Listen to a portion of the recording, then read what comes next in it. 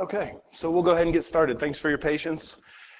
Before we get too dug in here, I just want to say to everybody that this talk has evolved, it's been evolving, and it's a little different now than it was when I wrote the abstract. So the abstract says we're going to talk about, super fun ways to get around controls. But when I started writing this, and I started writing down my experiences about, what I was seeing in the field, what I was seeing when I was doing some physical pen testing, I wasn't really having to do much that was super cool, right? So this kind of moved on to, from me trying to share with you how I've been bypassed biometric locks or something along those lines to, that's not really realistic, because in most practical pen tests, it's just walking right in the door. It's walking right in the front door. It's social engineering somebody at reception, or a simple phone call that helps to get your beachhead. So because of this evolution, and it's not so much, the real breaches are happening because of, really intricate physical attacks, I want to talk more today and come to you as peers, as friends, and ask for help. So first of all, how many pen testers do we have in here? Fantastic, the minority, and that's what I'm looking for. So I don't want to talk to you again. I'm not trying to show you guys how to do cool things in your jobs. So if that's the content you came for based around the abstract, I just want to be clear about that before we go too deep into the whole thing here. Yeah. Sorry, I was a little disorganized with the late start, so please forgive while I settle in.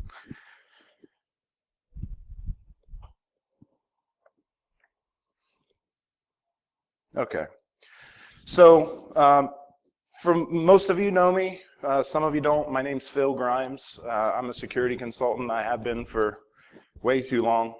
I've been on the hacking scene a lot longer. Since about the mid-90s, used to terrorize AOL back in the day and all kinds of fun stuff. I've been a hacker most of my life. My mom will tell you, that I like to get around the system whenever I can. I find creative ways to do it. I'm also an adventurer. I like to wander. I can't sit still very long. I'm pretty much a nomad. I like to go where I want, do what I want, see what I want, and experience as much as I can in life. I have one of these things, not a hoodie, but a computer. I spend a lot of time with my machine, as probably most of us do here. It's become my best friend. My wife has called it my mistress, has even given my machine a name, so there's that. I also have one of these things. Some call them a death machine. I call it freedom on wheels. I do a lot of this kind of stuff. I ride all over the country. I ride year-round. And I love, like I said, to explore and see the world. It's a huge, huge world. It's an awesome country that we've got here. And I like to tear things up. All of these things kind of fold into, the first point of, I'm not talking necessarily from the standpoint of the average security consultant that you see, somebody who, follows XYZ methodology, but I'm talking to you from somebody who has built a career around being a composite attacker.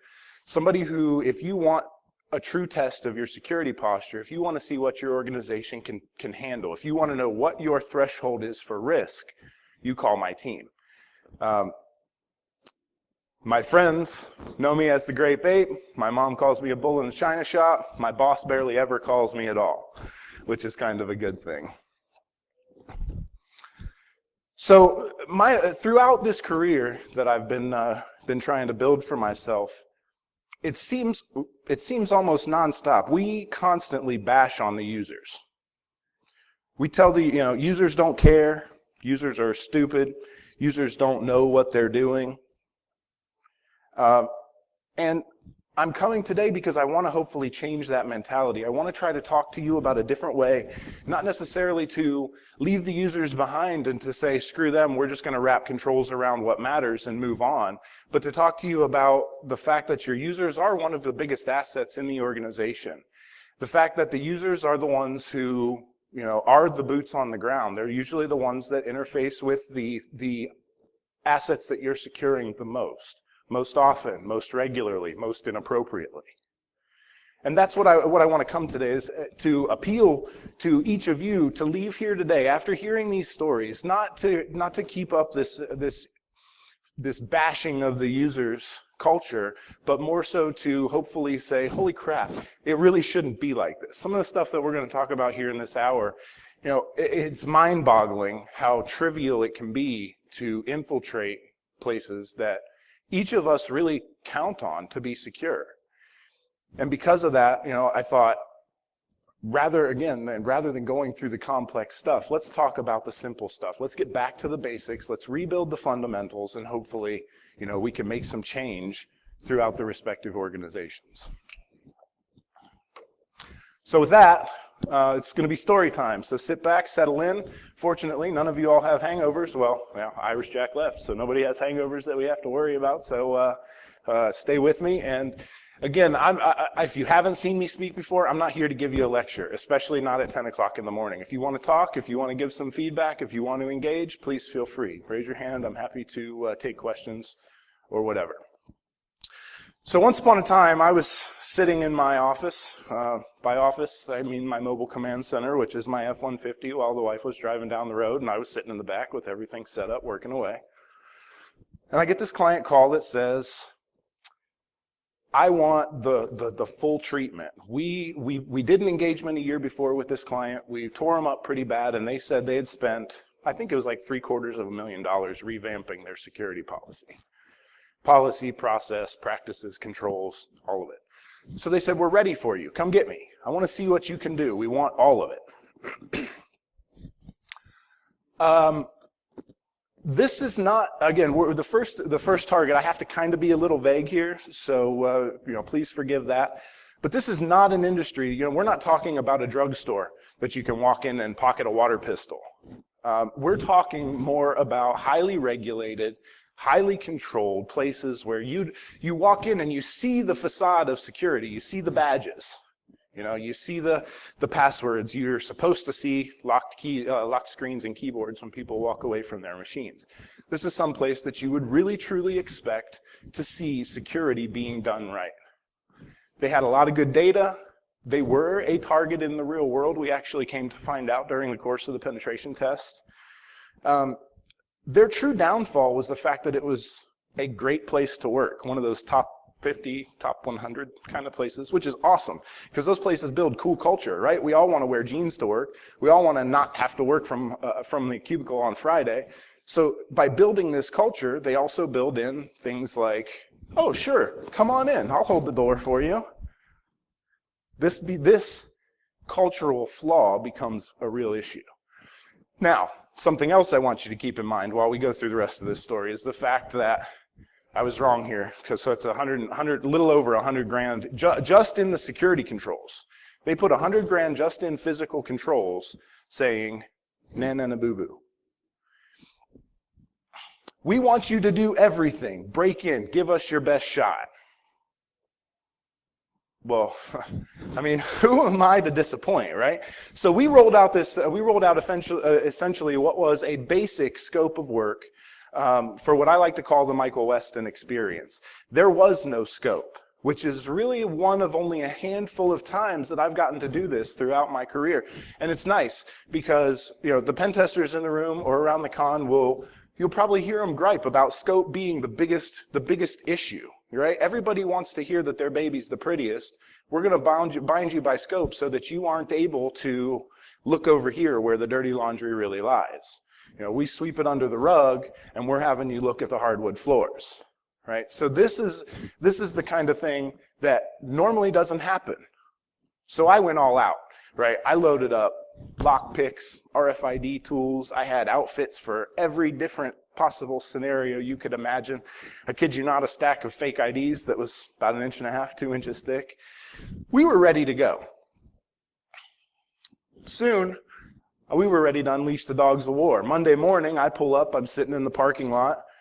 I get there about an hour before I knew people to start rolling in. And sitting from an adjacent parking lot, Their parking lot was empty. As I started seeing people roll in, that was where I saw the first flaw of, oh, here, come on in. Happy Monday. Good to see you. How was your weekend? There's a little lull, though, from the first wave of people. And I noticed a little bit later on that the employees looked just like the average person. No, they wore casual clothes, no IDs. There was no badge. And so I was watching a little more as the next wave came through, and they had their answer to a security control for their front door was a numeric PIN pad, which is great, right? That's better, in my opinion, better than like low frequency RFID that I can clone at a Starbucks and steal your card and just walk right in. Now I have to either brute force or some other way get your PIN number. But watching more, I started to see that every once in a while in the crowd, there would be somebody that was wearing, much like these that we wear for the con today, they had red lanyards with a badge. So I did a pass around the building. I was kind of, talking with some of the people that were making their way inside, just pretending to be some Joe on the street. And I found that the visitors were the ones that were given the lanyards and the badges. But the employees had nothing. So I go back to my car, I sit, I watch for a little longer. And about 3/4 of the way through that first hour, here we are, not quite 9 o'clock, and I'm like, all right, let's go, we're going in, we're gonna do this. And here I was all ready to, like I said, I was ready to be the Xerox guy. I had AT&T gear. I was ready to do whatever we needed to get in the door, but knowing how badly we ripped them up last time, and because of the challenge that they gave me at the beginning of this whole thing, I thought, screw this, we're just gonna walk right in the front door and see what happens. So I get out of my car, jeans and a t-shirt, much like what you see here. Wait and time as there are some employees crossing the parking lot, and I just followed them right in. And they held the door, like, here you go, come on in. So at this point, I'm in the foyer of the building. I see the receptionist. She makes eye contact with me. So I just go to a text message and keep right on walking. Never questions me, never says a thing. Now these are, I come to find out, are two of the biggest consumers of the budget. That $100,000 in physical controls was the receptionist and the keypad. So we've bypassed the majority of what they've done to stop us at this point, right? It took me 7 minutes, not even 7 minutes, from the minute I left my car to the minute I had made it beyond their first two security controls. Was that a question back there? I'm sorry. Were you raising your hand? No? Okay. Unauthorized access. I made it. It was actually 9 o'clock, but wandering around the building, we found the facility. There was nothing else. By the time we made it past that receptionist and the security controls, the only other things that they had were, at each floor, they had ingress, the keypad ingress. And if you time it right, nobody's going to stop you. All you got to do is follow somebody else in, and the best place to work, right? Oh, sure, here, come on in. They don't want to slam the door in your face. So I walk the building. I'm wandering around. I found on this four-story building that first floor was kind of like they're just reception and general work area. They had a call center there. Second floor was IT. Third floor was another part of the call center. And then the fourth floor was their executive floor. This is where CEO, CFO, all of the bosses were. My wanderings, I joined an employee potluck. I was a little hungry. They didn't question me. I sat down. I ate with them. I was out on the cusp a little bit. I didn't want to get right in the mix, but not a word, not a question, not a, hey, who are you? Oh, hey, nice to meet you. Welcome to the team. Nothing like that, but they just let me right in the conversation like I belong there. What really got me, though, was about it was a little bit before 4 o'clock that afternoon, while I was exploring the upper level, that C-level floor, I found an empty corner office.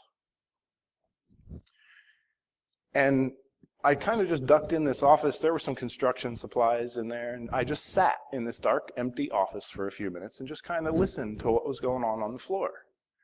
Everything, business. I heard all kinds of conversation, lots of information leakage, things that an outsider definitely shouldn't have heard, which isn't typical for those of you who have any interface with executives. That's pretty common. They love to talk. They love to hear their own voice. But we wanted to see how long we could keep this. So we made entry. Now I found this office, so I made it my own. I set my laptop up. I plugged into the network. We started the internal assessment at this point because I could. Remember again, there is no scope. They didn't care what I did. The only thing I wasn't allowed to do was cause physical damage to people or property or break any laws. That was it. So while I'm sitting inside, getting everything plugged up, I start scanning away at their network. Not a word. Nobody sees this on the wire.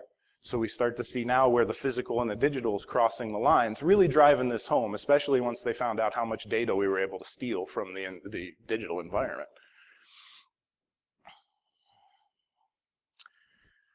After I got all settled, I picked up the phone and I thought, all right, it's probably time to announce my presence. I've been here a good majority of the day. I went and had lunch. I came back after lunch and was able to walk right up and into my office, no problems, never questioned, not accosted at all.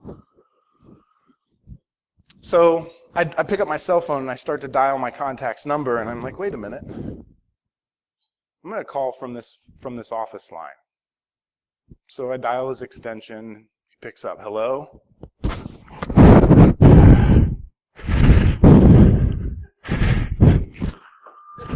Hello?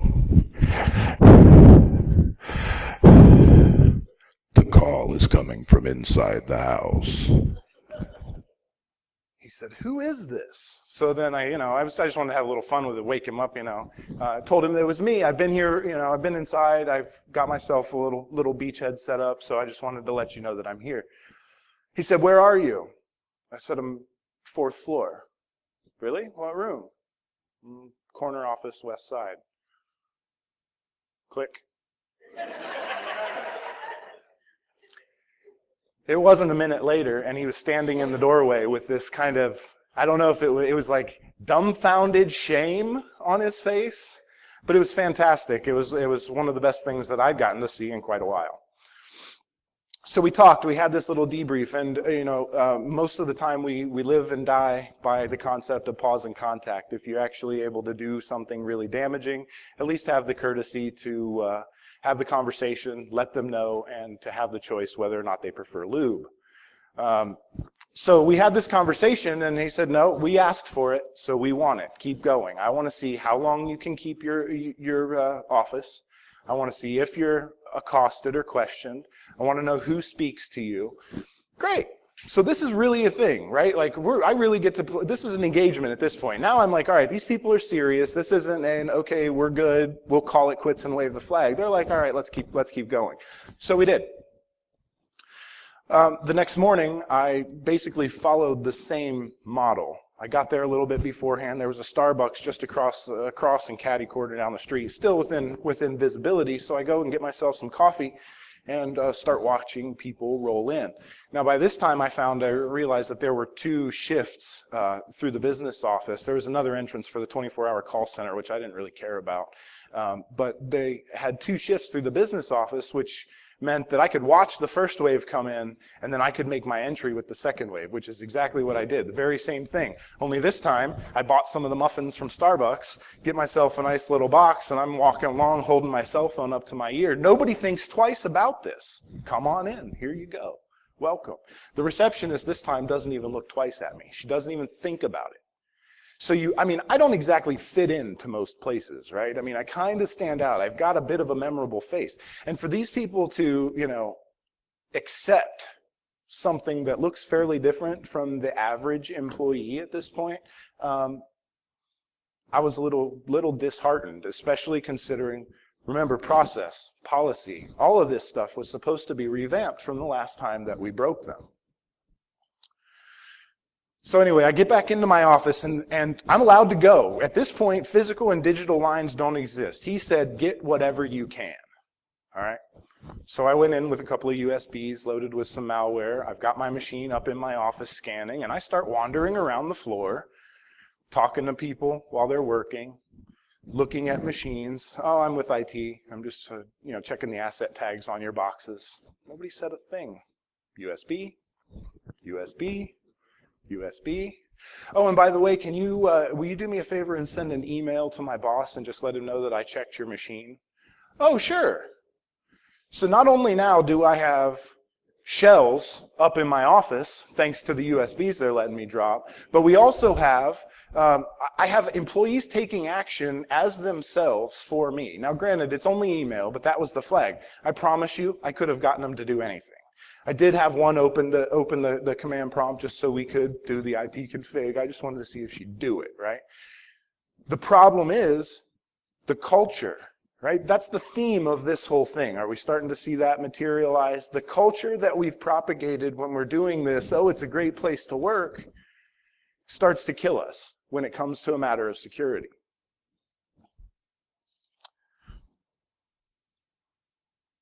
Okay, so by Wednesday, there was nothing stopping me.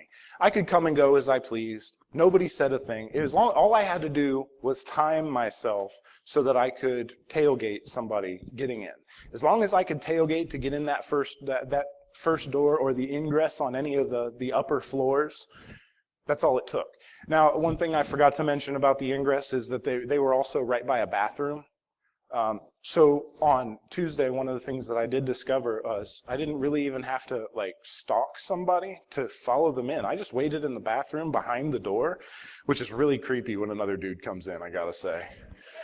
But just stand in behind the door a little bit and you're able to, I can hear when it opens. So I got a paper towel in my hand, I hear somebody come out, I walk out like I'm just leaving the bathroom, tailgate myself right in as the door starts to swing closed, and poof.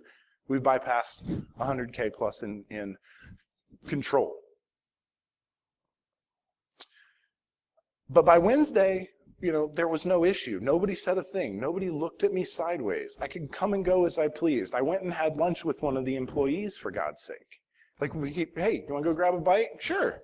We went over. There was a sandwich shop right by the Starbucks. We broke bread. We got all kinds of information from him, including his PIN number.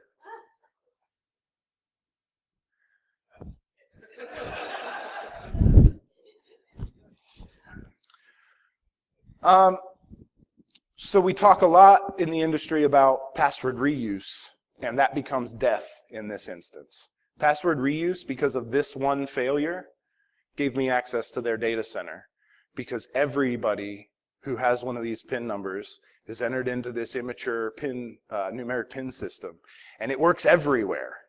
So if you're Joe Average, and you decide you want to go test your code on that fourth floor where the executives are, there's nothing to stop you.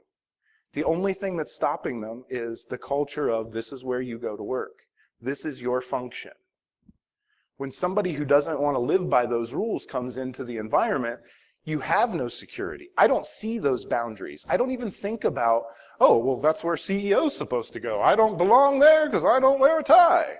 That's not the way things work, especially when you're talking in today's threatscape, where everyone's a target. All of your data is up for grabs. Everybody wants it. You might not think that they do, but people want it. So I had access to the data center with some more of my USBs in my pocket. Plugged it in, plugged it in, plugged it in. Shells popping galore upstairs.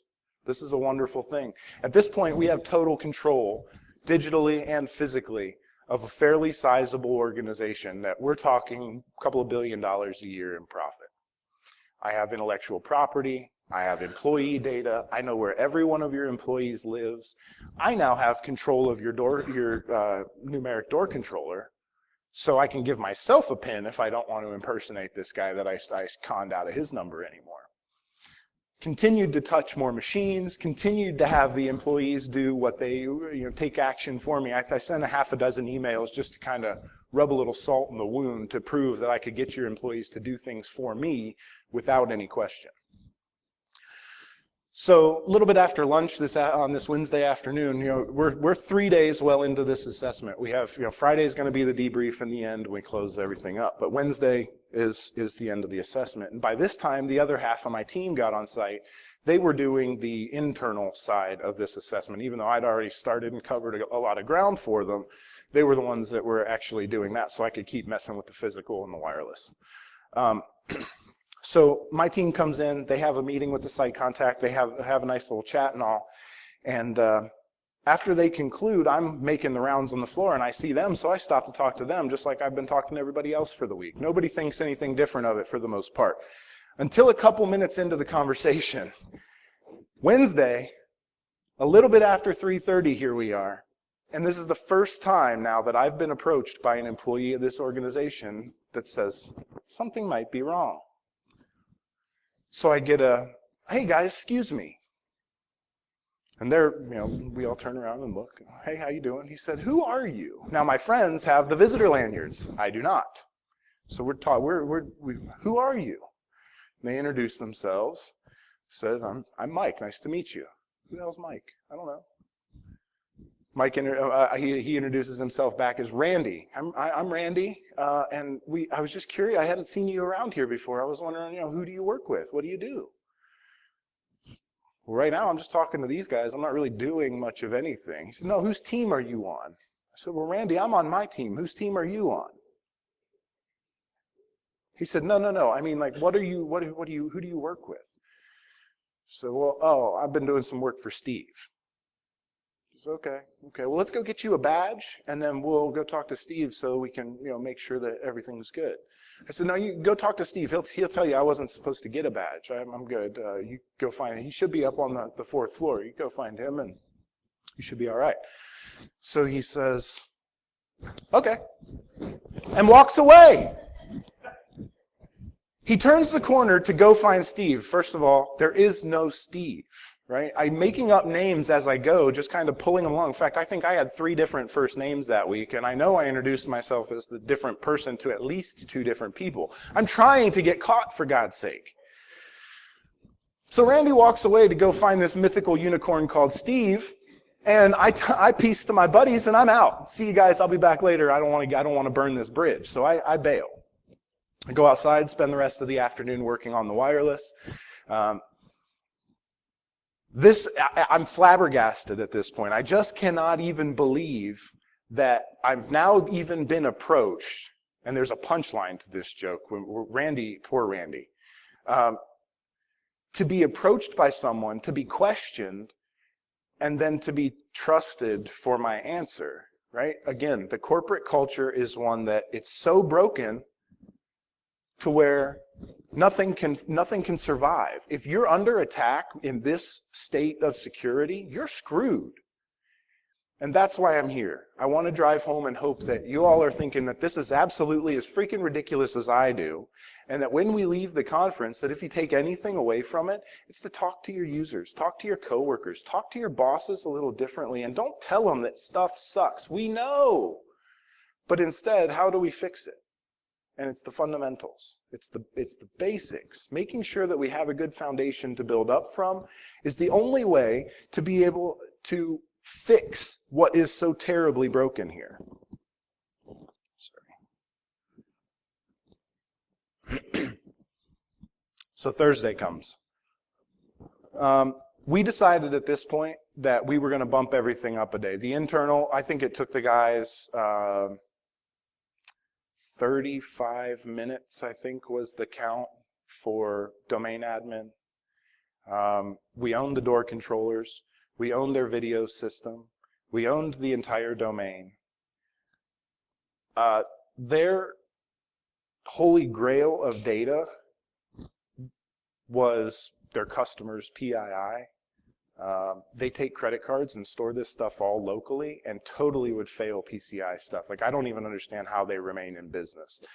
Plain text all over the place. You have, passwords, credentials. We found literally everything with what we had. And we're talking, if this were an end-to-end assessment, we could have done this in a day.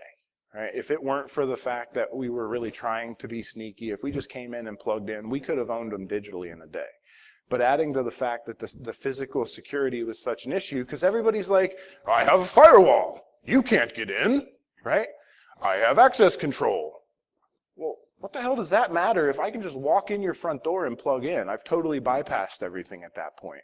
People just don't care about the physical stuff to the point where, you know, they go into the ostrich mode, bury your head in the sand, and we don't think about it anymore. Nobody's going to come and try to attack us. We have a PIN code, right?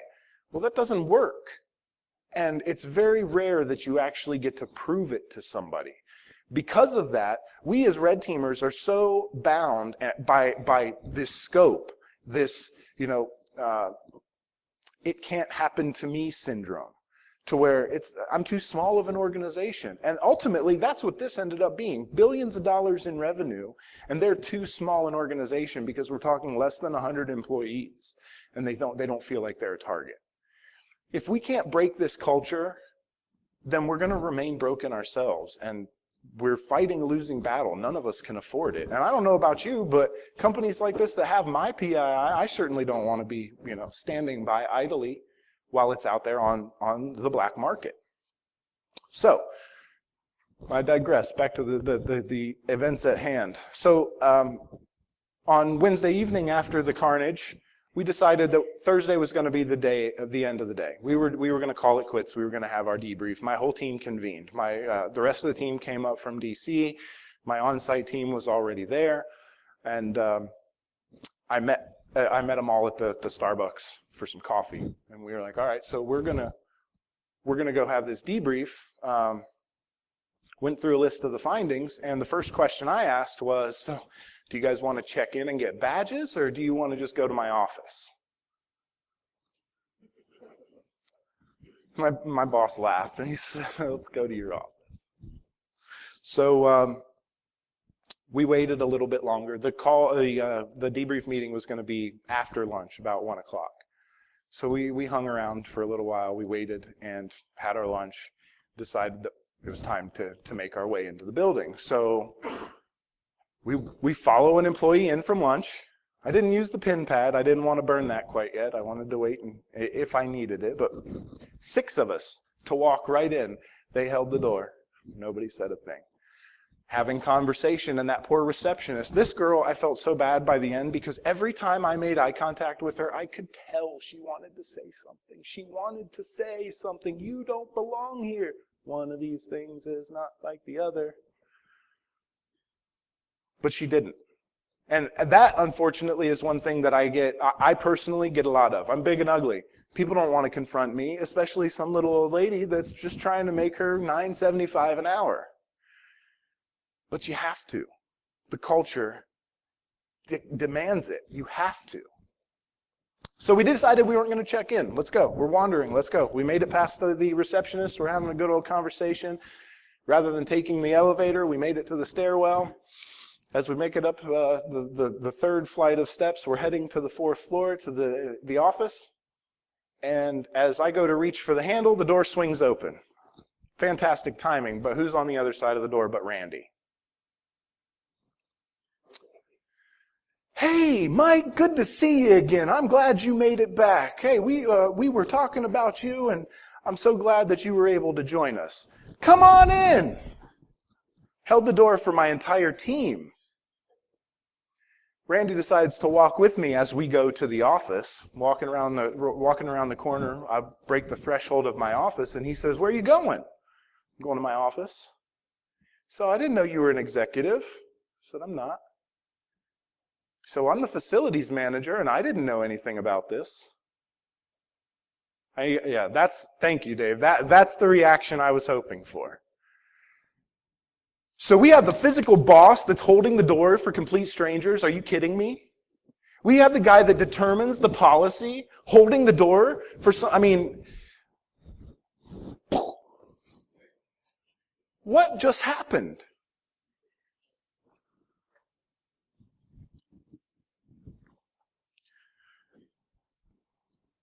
Oh, yeah, sorry. I changed the names for, security's sake and all.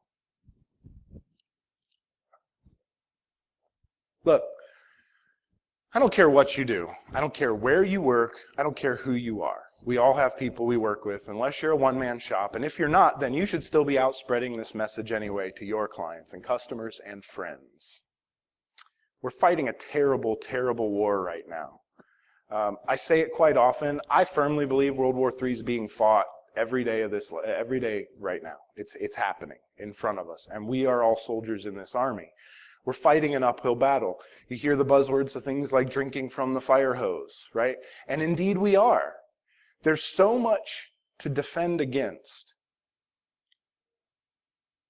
And there's so much on the line that we do so much to try to deceive ourselves as organizations, as employees, as active business participants. We try to fool ourselves in thinking that it's okay, my controls work.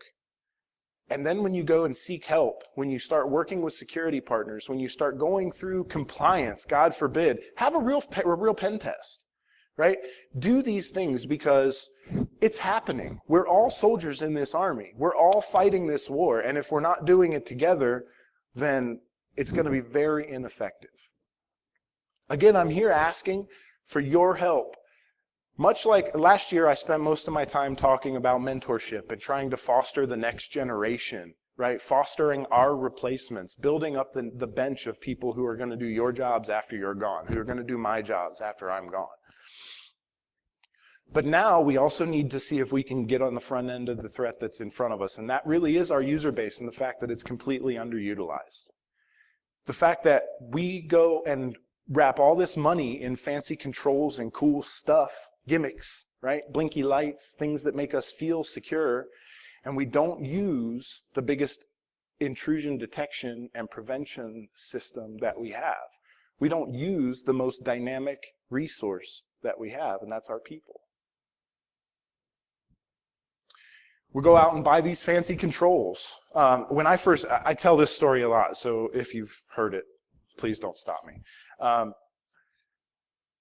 Fancy controls. One of the first gigs I did in this industry, in professional security, was to do a architecture review and a network pen test. And we smashed this guy. I mean, I was like, at the end of the day, I was like, dude, do you have a firewall? He's like, yeah, I have a firewall. It's $250,000. It's okay. I didn't see it on your diagram. I surely didn't see it in any of the network interrogation that I did. He said, oh, well, that's because it's here in my office, under my desk, still in the box. Like, this stuff is just absolutely asinine. And the fact of the matter is, that story with the firewall was 10 years ago. This story was a couple of months, not long at all. And we're seeing the same false sense of security that's propagated throughout business culture in this country and around the world. And it's up to us, unfortunately. I mean, you guys made the mistake of coming here. It's your fault. We are the ones that have to defend against it. We all need to go out and help to move the message of changing the culture from one of complacence and where users are like, I get paid, I just work here, to one of being a good digital citizen, being a good person online, understanding basic personal security when you're online relates into your daily tasks at work. And if it doesn't, then it should be. If it doesn't, your policy, your process is broken. I just want to leave you with the quote here on the bottom. The average consolidated total cost of data breach, $3.8 million. Representing a huge increase since 2013. These are 2015 statistics. So, is it not worth it? How many of our organizations would be able to handle that kind of an expense to recover from a breach? How many of it would put that? I mean, that would put my organization in the ground. This stuff has to change. We have to talk to the users. We have to consider them as assets, and we have to start playing a different game. So with that, I may be a little bit early. I get kind of excited sometimes. But my name's Phil Grimes. If you like what you see, you can see more on my personal website, philipgrimes.com. CircleCityCon.com is the organization that I'm with. And if you have any questions, I'm happy to talk. But one thing we have to remember, I'm a big fan of Sun Tzu. I said we're fighting war, and this is a war, and we all have to be warriors. If you're not in it, then if you're not with us, you're against us kind of thing, maybe. Be part of the problem, part of the solution. But thanks for your time. If there's questions, you guys have been awful quiet. Again, I know it's super early, but you said you weren't drinking in the back. Yes, sir. Sun Tzu reference. Here you go. Bring me some bourbon. It is never too early. That it? Anybody else? Sir.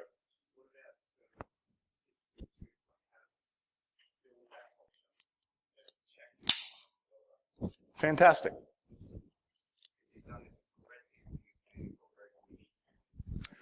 But how do you fix it? Okay, fantastic question. So that'll definitely help. So how do you fix it? One of the biggest things is, we don't want to throw somebody under the bus, right? Unfortunately, in a posture like this, it has to happen. Build an employee awareness program. Build a security awareness program and make it be something that's ongoing. Have your employees gather with each other and show them, look, we fished you and you suck.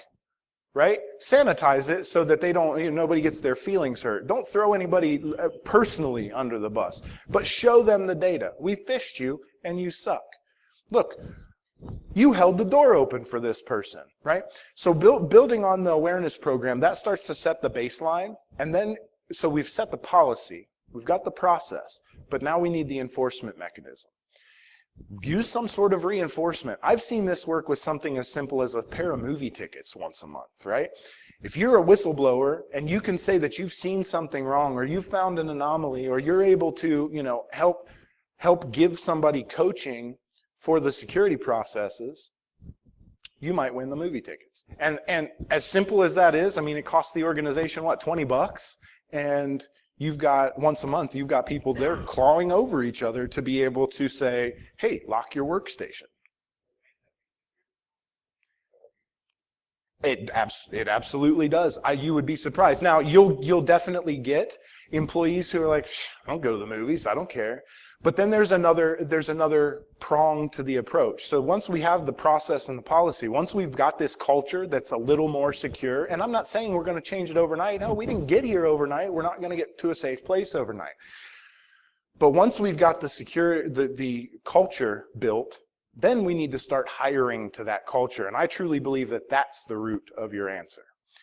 If you're just hiring somebody strictly because of the fact that they have the ability to do the job, if you're working in a digital environment, that's not enough. They have to be good digital citizens. So they have to be able to answer that. What does their Facebook page look like? They stand there with a pistol and a sack of Coke? What are the comments? How much do they bash their employees? What do they talk about? Getting to know who you're hiring will show whether or not they belong in the culture. I really think that those two things of building a program and hiring to the culture that you want to propagate are the two biggest ways that will win this. Not to mention bringing them up from the younger. We got to foster kids and get them, thinking securely. So that's the culture as well. Question? Statement.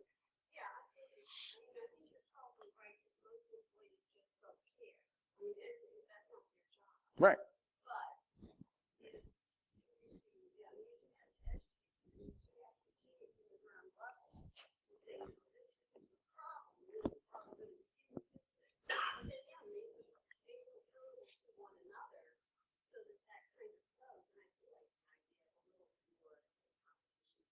Incentivize. Thank you. Yeah, and again, we didn't get here by the flip of a coin. This isn't something that has been, just popped on us overnight. We've allowed this to kind of be the thing. And if we have to disallow it. It's just like, anything else these days when we're shaming people for being who they are. You don't want to shame the employees, but you do definitely want to teach them and try to get them to buy into the organization. If they don't want to be there to work, go to McDonald's. Go someplace where you aren't going to touch the computer and everything's good. All right. Unless there's any more hands, thanks very much for your time. Oh, you have more? Yeah, please. Yeah, go ahead.